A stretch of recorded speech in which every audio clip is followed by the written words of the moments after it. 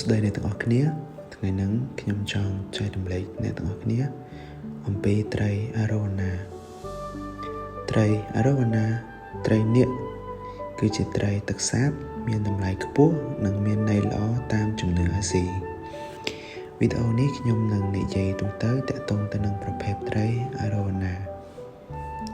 ដើមកំណើតត្រីអារ៉ូវណាជាត្រីបុរាណ Ancient Fish មានប្រវត្តិជាង100លានឆ្នាំមកហើយមានវត្តមាននៅតំបន់ទឹកសាបក្នុងទ្វីបផ្សេងៗដូចជាអាស៊ីអាគ្នេយ៍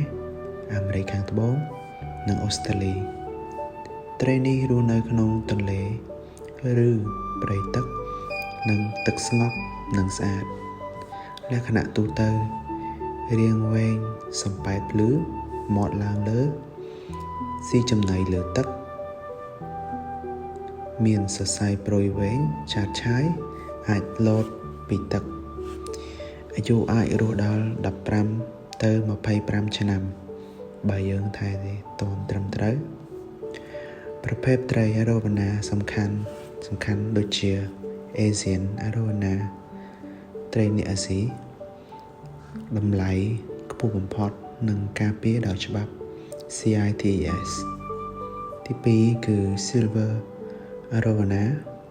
ទី3គឺ Black Arowana ទី4 Chardini Arowana ទី5 Leichhardi Arowana និយាយអំពីជំនឿវិញ